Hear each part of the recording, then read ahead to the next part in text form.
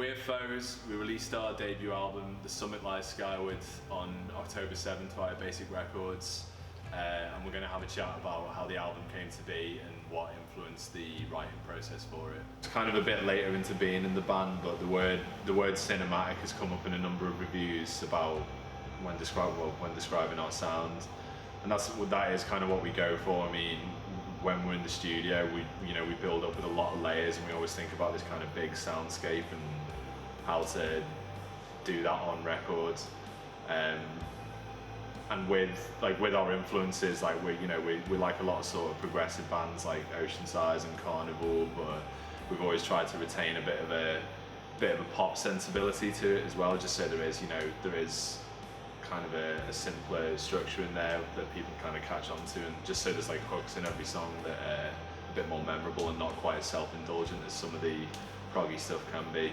I think we just want to do more of the same that we have been doing, so we try to gig as much as we can, and meet as many new people as we can, and we love doing what we're doing. We love recording, we love writing, we love playing gigs, and I think if we can just do more of that, that's great, and if we can do it on a slightly bigger scale, that's even better. So we'll just see more of the same, hopefully.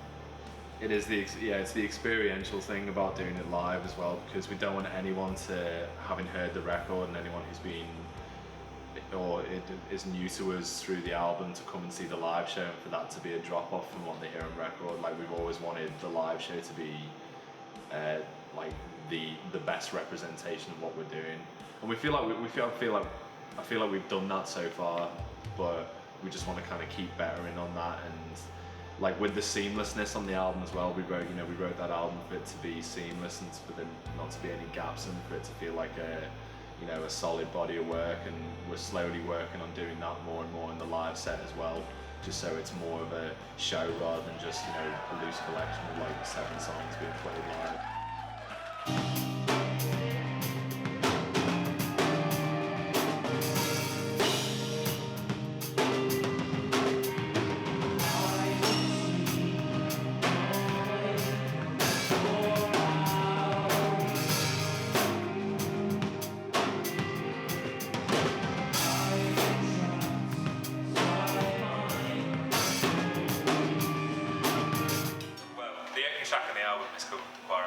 And we started writing the song, and then we quite quickly realised that it was probably going to be the opener. So it was basically a few different songs crammed into one together. We started writing music for it, and when I took it away to try and write the melody for it, write some lyrics for it, and there's a poem by George Eliot which is called May I Join the Choir Invisible, and it's basically about death, and death being a choir in the sky, where when people die they go and join this choir in the sky and they just create music together forever. And I think it fit really nicely with us as FOES, because it's going to be the first thing people hear, and we wanted it to be a welcome to the album and a welcome to FOES. And for us, making music is the best thing in our lives, probably.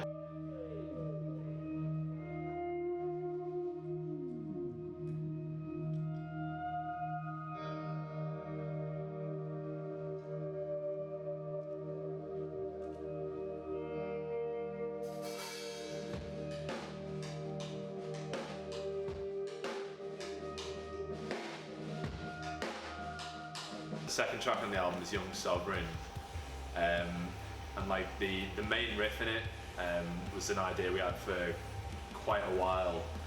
It was originally part of Orchestrator. It was originally part of Orchestrator, and it was something that was written quite early on in the album sessions, but I think it was Chris who kept kind of focusing on the riff and thinking, because it used to be at the very end of our like first version of Orchestrator, and Chris like eventually insisted it was a riff that needed more focus on its own, and so we totally stripped it away from that song, and then Young Sovereign was built on that. And again, with writing the album kind of in a very set way and knowing exactly how we wanted it to be pieced. We knew at that point, because The Choir Invisible is one of the more self-indulgent tracks and has a lot sort of dynamically, and there's a lot going on. I think we wanted straight away the second track on the album to be a little more straightforward, and like a potential option for a single as well. I think we always wrote in knowing that we wanted it to be a possible single. Yeah, when Chris came to the chorus as well, it was just like, I think there was always a danger of taking too much away by complicating it. So having a pretty straight-laced, upbeat number was. Because the chorus wasn't originally swung either, was it? And then it was like one practice where it was almost like a bit of an accident that it had that feel to it. And I think that's when it started to really kind of piece together, because that shaped the rest of the track. And again, the whole sort of bridge section, which like carries on the swung feel of the chorus, is like, that was an idea we'd had probably like a year and a half before, yeah. And we tailored it to that song, and it just seemed to like fit in really nicely.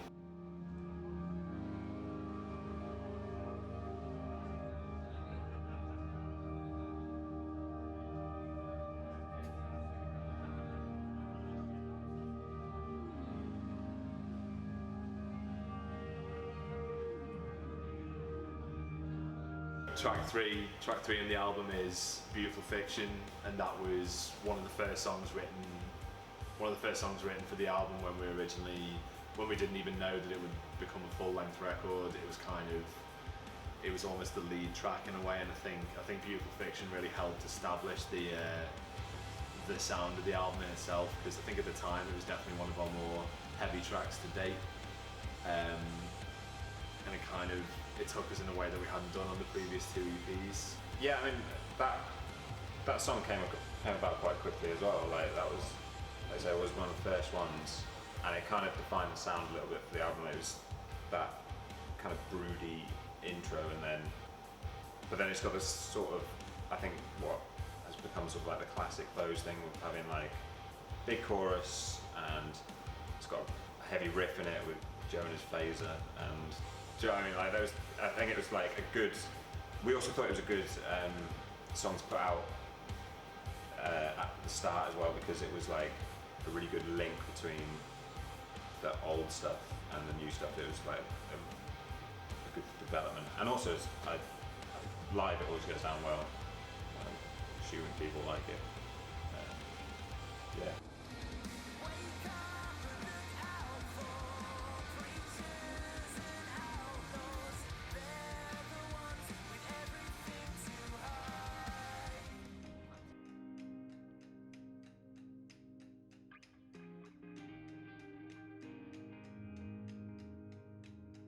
No Sleepers Verse. No Sleepers Verse Is the oldest song on the album. ever.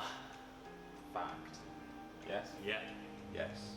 It's like just a song that just is the same chords pretty much the whole way through, and it's this slightly weird time signature, and it just builds and builds and builds. And people always say a staple thing that we do is layers, and that's a song that is just full of layers, and I think that it shows us quite well. And it was, when we wrote it, I think quite quickly the lyrics and the melody came about, which is, it doesn't always happen that quickly, and it was written about a friend who was in a relationship that was toxic, and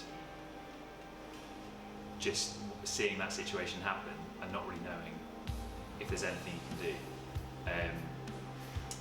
And yeah, it's a song that I don't think we'll maybe ever stop playing live.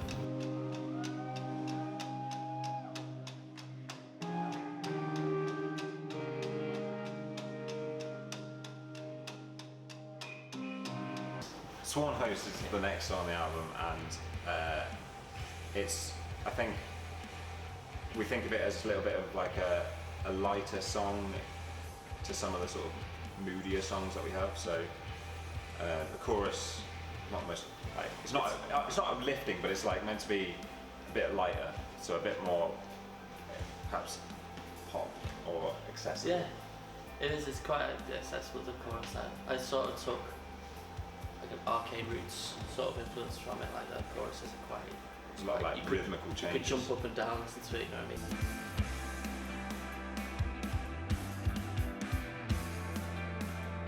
The middle point of the album is a track called From Stillness Came Slow Bloom, and it definitely leans more towards the post-rock influences of the band. A lot of it came from listening to This Will Destroy You, and their, the soundscapes that they do, and like what a lot of post-rock bands do as well. But from the intro of the track as well, was listening to a lot of Hans Zimmer as well, and he's got that piece Time, which is in the Inception soundtrack, and that kind of factored into the build-up of the track as a whole. And so teaming, our more cinematic elements with our post-rock influences, and then being quite indulgent with it, like it is that middle point of the album. It's just like, it's not a track that you'd ever release, and we've no immediate plans to play it live either, but it's something that we really enjoyed writing. We approached it with a totally different approach to anything we've done before.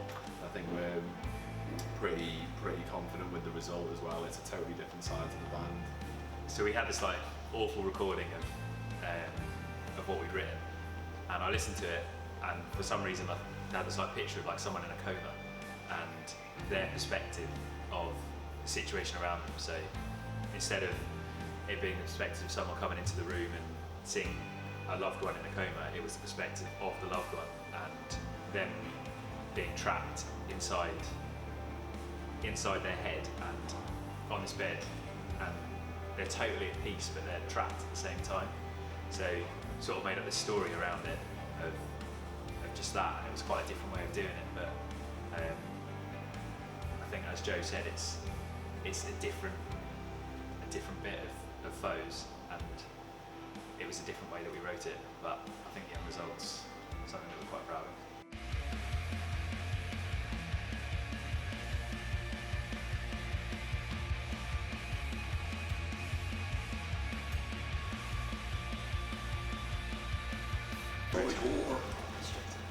It's the heaviest track on the album. I suppose it's like the album's a builder, isn't it? So we've had like Stillness, which is sort of a midway point, so Orchestrated is like the second half of the album. I think it's Yeah, we saw the album with the placement of Stillness, we saw the album in two halves essentially, so it's kind of like Orchestrated. It was a reintroduction after Stillness and after this whole divide in the middle of the album. And it's definitely one of our, it's probably our most heavy track to date.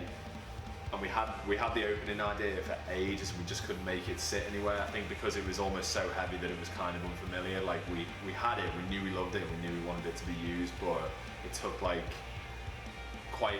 almost in opposition to a track like In Standing Vigil, where it just came together in a matter of weeks, and we finished writing it like almost just before we went to the studio. Orchestrator was there for months and months and months, and we just couldn't kind of figure out an idea.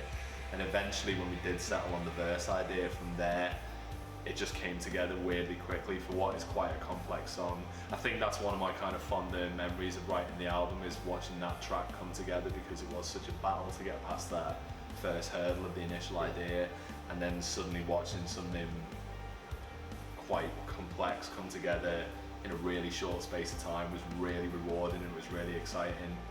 And it was a moment on the album where it was like, yeah, this is going to be a really special track, and it may be quite a self-indulgent one, but it's one where we're going to basically treat ourselves to do that, like where we're not going to show any sort of restriction in how we write it or how left field it's going to go. Pretend they'll fool you with a trick, so tell them it's a fix.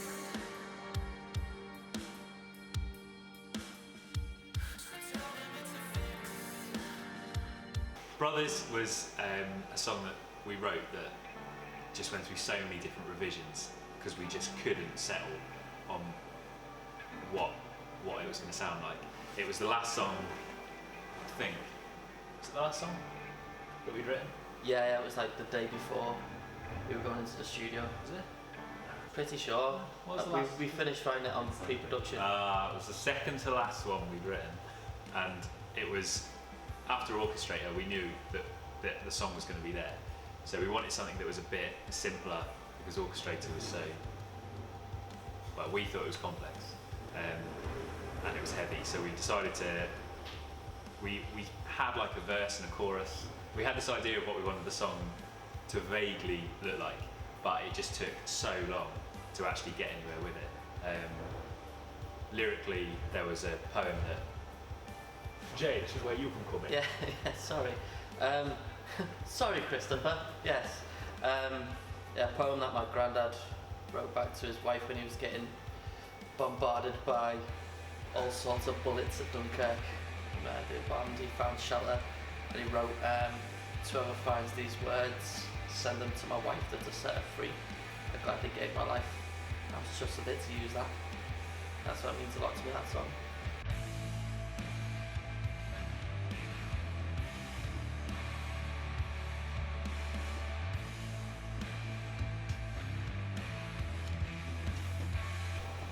In standing vigil. This is a swung one. Facts with James Lorenzo. It's 153 BPM. Is that right? Fucking sure. It was the last song to be finished. It kind of had that, like, we had like, I think it's the only song on the album that we started with the chorus. That might be right? Yeah, that's right. And Chris had the chorus, and then kind of had the sound in our head what we wanted to go for. And it did come quite quickly. Like there was sort of odd time signatures, and we had the sound. It was just about putting it all together. And I mean, it's quite straightforward in a way, but it was one that I think changed a lot in the studio from what was, I think because we only had like a few days to like listen to rubbishy phone recordings of it, and when we got it in the studio, it was like, this is one of our favourites. I think it's got a really massive sound, and the end as well like took us by surprise. It was like, I don't know. It's just one that like really transformed in the studio and was more of a surprise to us on record, and quite a pleasant surprise. Like going into it, I myself wasn't like, oh, this is one of the strongest songs, but we like coming away from the studio, we were like, oh, maybe this was a single, but I don't know if it will be, but it's like, it was loads heavier as well than I expected. But I found out with most of the songs on the album really just sound really heavy. We didn't really go in there thinking it's gonna be really heavy. I think as well you don't realise Chris's melody fully until you get into the studio and you hear it, and then you're like, oh, Yeah. well into it.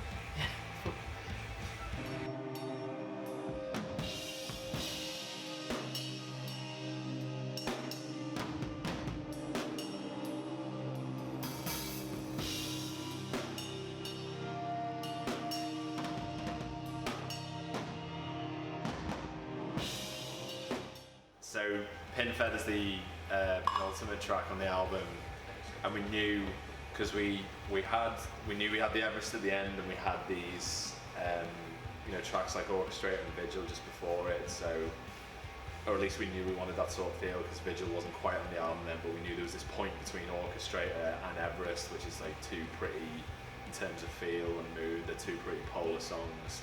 And we knew right before Everest there needed to be some sort of lift, and there needed to be kind of a bit more of a brighter, positive sound. And I think musically and lyrically we approached Pinfeather in that way. It was like we knew exactly where we wanted it to be on the album. We knew that we kind of needed to shift out of what is like fairly like tonally dark album for the most part, but we just wanted this moment of like brightness before the Everest.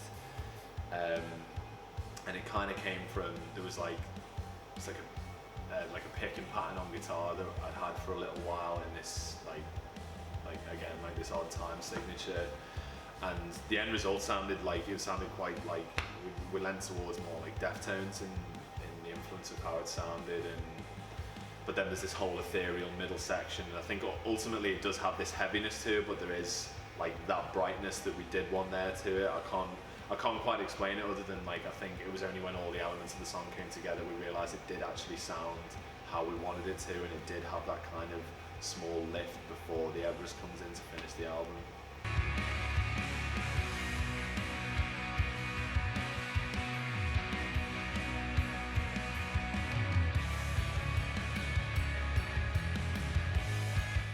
The Everest was a song that we wrote quite a while ago, and it was a song that I don't know if any of us really rated it. We didn't.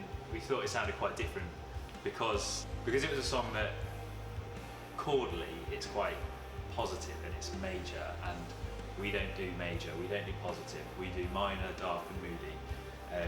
Because of that, it was a song that we sort of ignored. And then we went to go and record the album teaser. And very last minute we swapped it in for another song. And when we recorded it, as we were in the studio, it sort of developed into this song that we thought it was a really good statement, and it was a positive song, and that's not a bad thing for us. It's not bad that it's uplifting. And it quite quickly we thought this would be the end of an album. So the album became about that. Lyrically, it was a song that, similar to Sleepers, it was about seeing a situation of a loved one who is hurting and not knowing what to do and not having the words to say and not being able to take them out of that situation with anything you can do. And because of that, the lyrics and the melody came very quickly. But yeah, it's quite a personal song, but I think it's a song that we love playing live, and I think it's a song that is better live than maybe recorded, or it gives a different side to it. Yeah, absolutely. I think a good kind of reference track for the Everest is Music for a Nurse by Ocean Size. I mean, it's got that sort of post-rock character to it, and it's quite ethereal when it builds, but like that song, is another example of like, it's quite a dark topic. It's about like the death of a loved one and making something positive about it, and that's always been one of my favourite songs. And this, without even really kind of using that as a direct influence, ended up being very similar in a way, and that it was taking something that that happened and just trying to find the positivity in it and like a reassurance. And I think it's